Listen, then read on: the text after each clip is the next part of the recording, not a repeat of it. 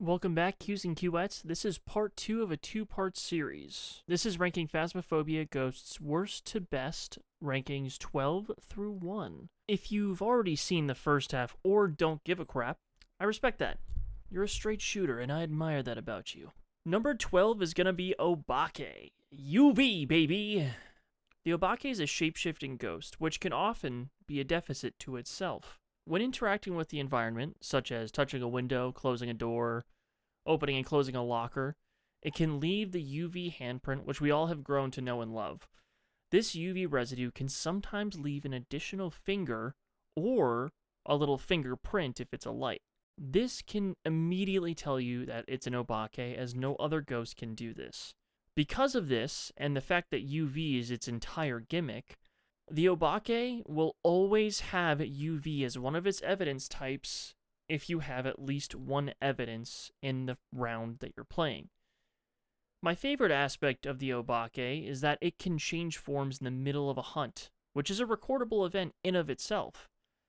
Sometimes it'll change forms for a split second when in poor lighting conditions, say like your headlights going a little bit and you're too close so it's not functioning properly.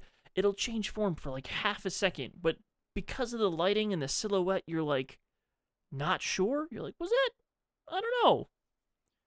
And that's the Obake, baby.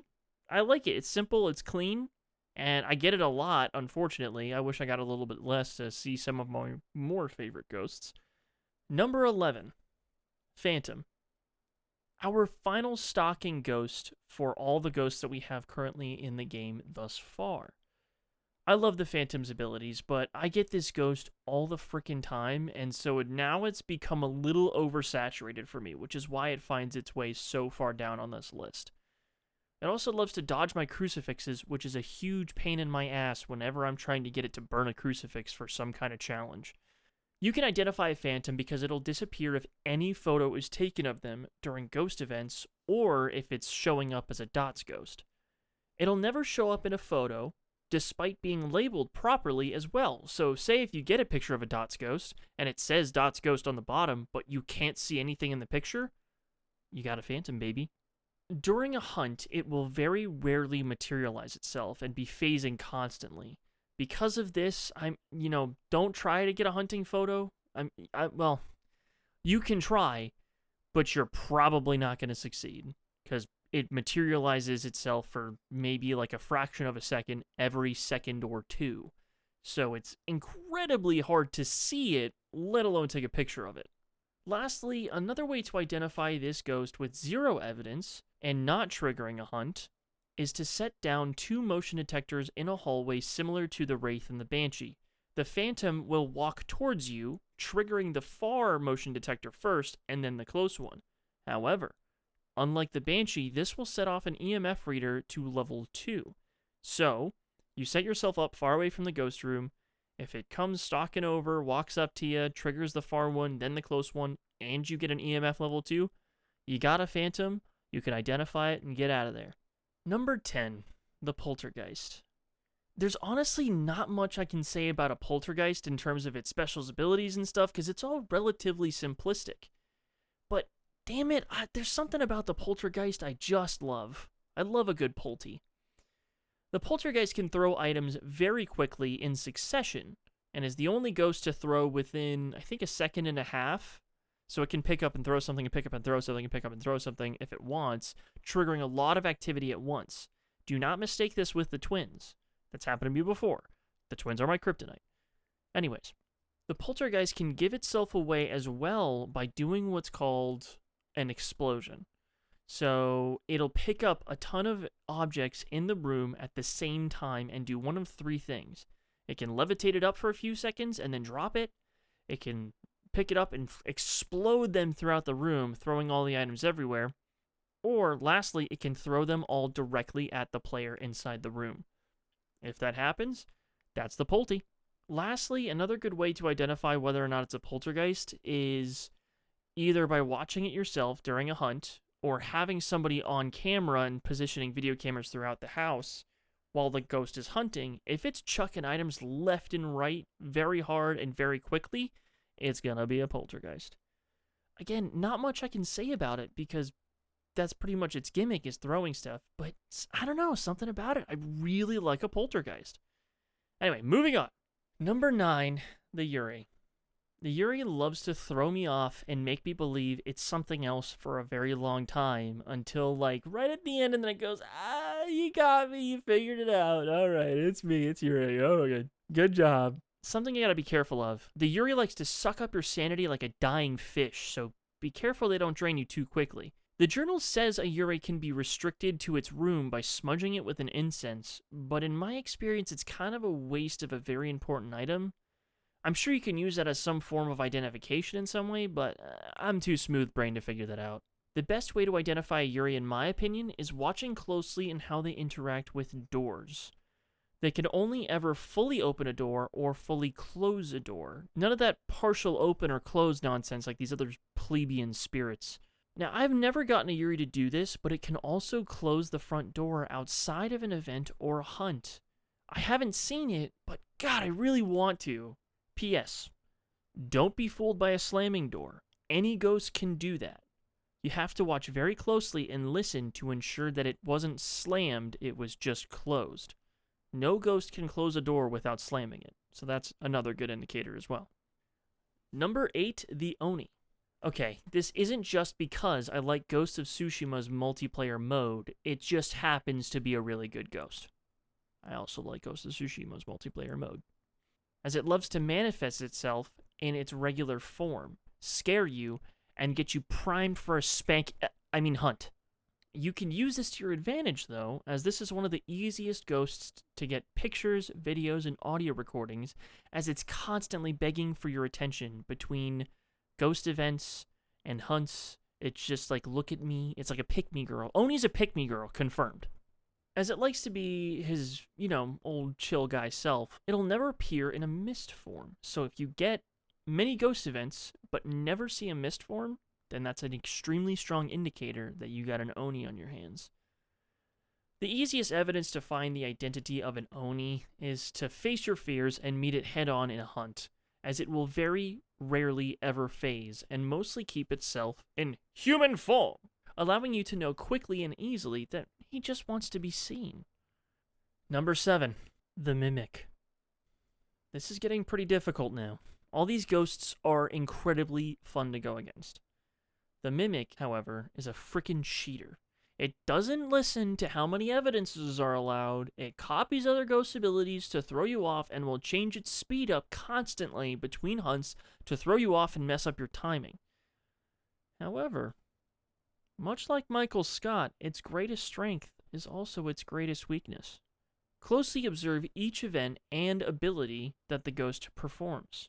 This requires extensive knowledge about all the other ghosts, of course, so you will only improve in recognizing these abilities with time. As it fakes ghost orbs to throw you off, this is one of the best actions a Mimic can perform, as it will always be there, even with limited evidence. What this means is that if you have one additional evidence in any game mode, it has to be a Mimic. A lot of players that play zero evidence love the Mimic because they can just walk in, see the ghost orbs, circle Mimic, and leave. So it can be a doozy, but also an easy win at the same time. Number 6, the Revenant. The Revenant might be the scariest ghost in the game for me. It is the fastest ghost in the game during a hunt if it has line of sight on you. Therefore, if you're in the same room with the Revenant when the hunt begins, you're pretty much guaranteed death. To this extent, it's exhilarating to go up against.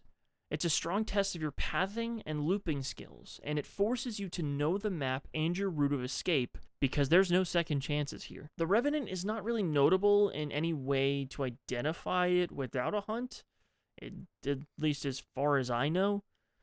That's why it finds itself here at the number 6 spot. There may be a way to identify it without a hunt, but where's the fun in that? As a final note, one of the aspects of the Revenant is that when it cannot see anyone during a hunt, it's incredibly slow.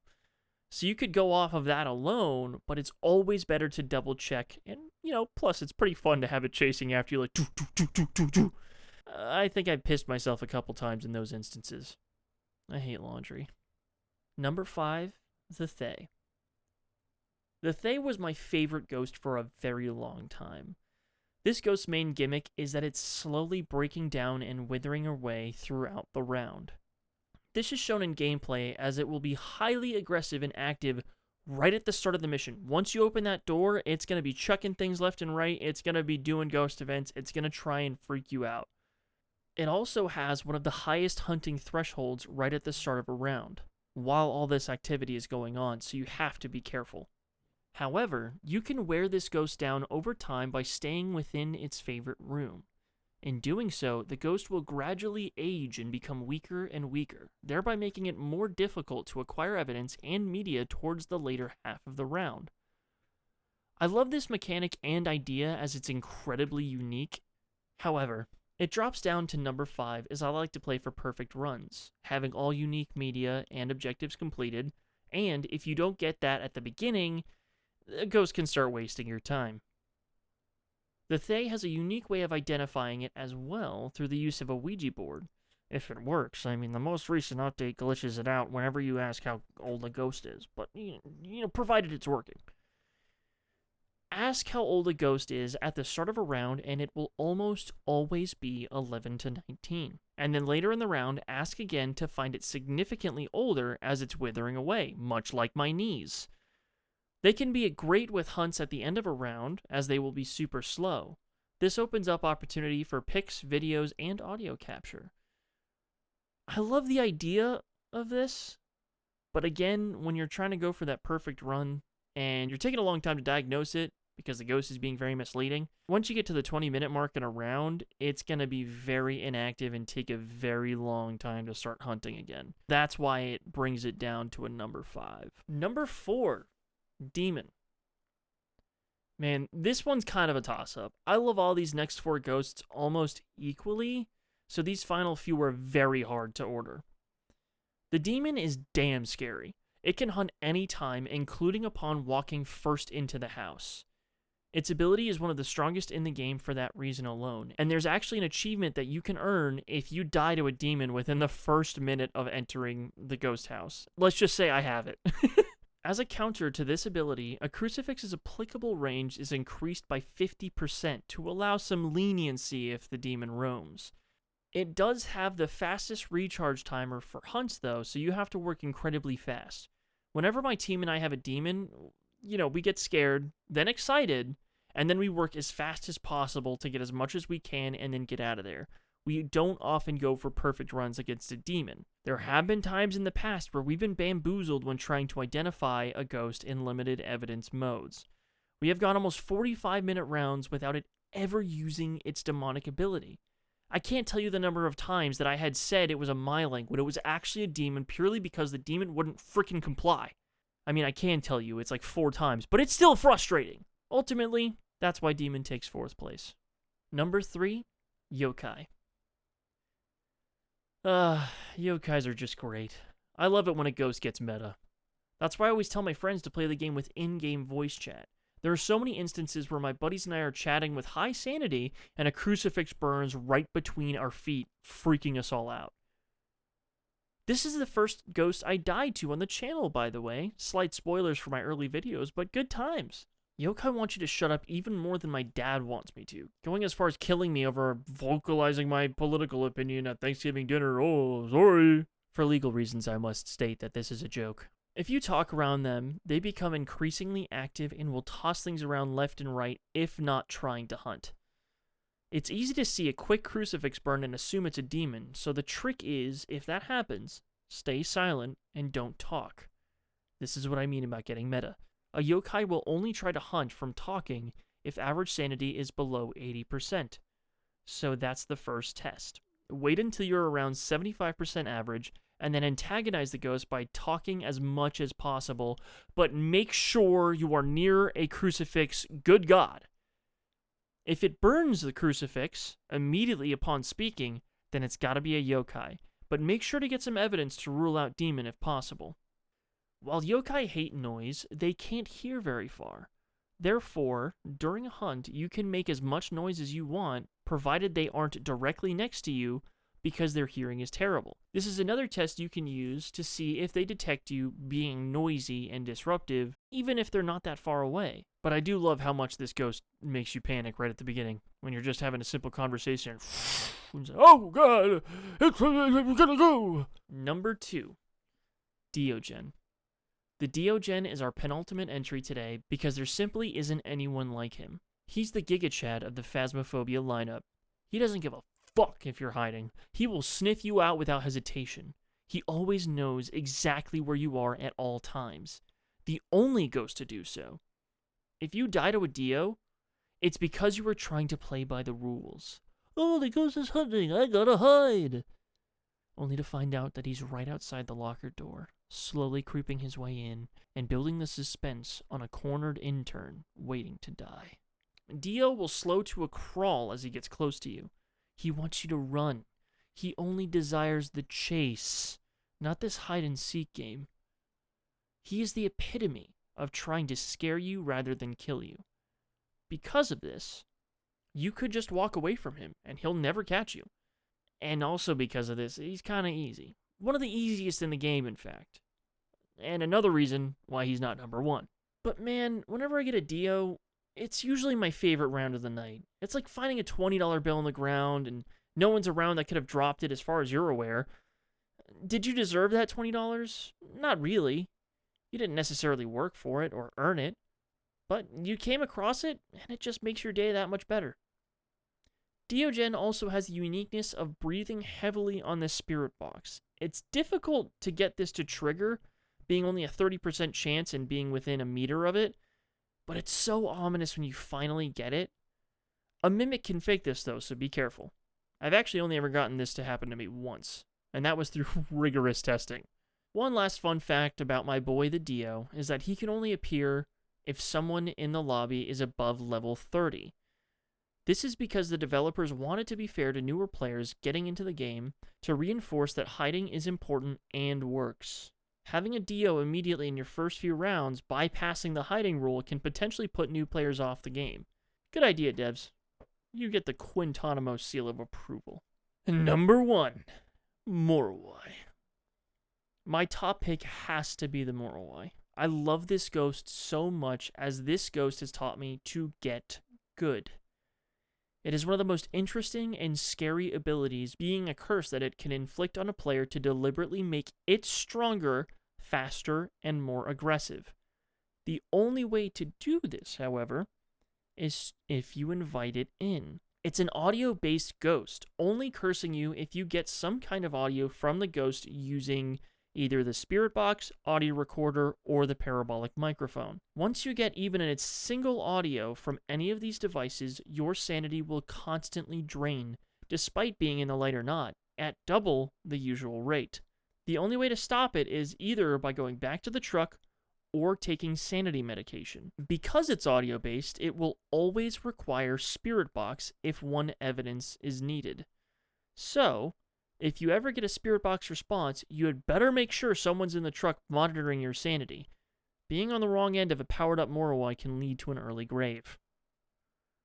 There are times where a ghost will only ever respond to a spirit box if every player is in the room. In those instances, everyone will be cursed, and if even one sanity med was used prior, you can be screwed. And quite frankly, I love this. I believe it's the most perfectly balanced ghost in the game. It only gets powerful if you are duped into its trap or you intentionally want it to hunt. Or you're just trying to get evidence. But there are a few tests for a Moroi, but if you have at least one evidence, it can be perhaps the easiest and fastest ghost in the game to identify. Simply make note of your current sanity, run in, get a spirit box response. Once done so, then wait in the light for about 5 to 10 seconds and then beeline it back to the truck.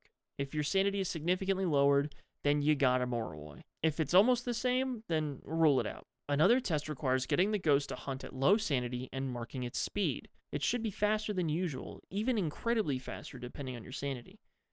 Then, take some sanity medication until you get it to a high threshold, as high as you can preferably, and using a cursed possession like the music box, Ouija board, or tarot deck to instigate a hunt without sacrificing sanity, and seeing if it's slower. In summary, the Moroi is the opposite to the Fae in that it becomes significantly more dangerous over time, punishing slower and more methodical play. and it can expedite this process by taking advantage of those trying to accomplish side objectives, getting audio media, or even evidence. The moral is the personification of, "Come at me, scrub lord, I'm ripped!" And there you have Q's non-biased in any way ranking of Phasmophobia's ghosts ranked worst to best. Let me know of some of your rankings. Are you pissed at me that I didn't put Shade at number 1? I know there's some Shadow lovers out there. Maybe you think I suck and I'm full of crap. Let me know so we can knife fight in an Irish pub. Or let me know if I missed anything about your favorite ghost. After some time, I'll revisit this idea and make a brief retelling to see if my views have changed, or maybe they've added some other ghosts and I can fit them in here somewhere. Thanks so much for watching. Please consider a like or subscribe if you'd like to see more. And I bid you adieu.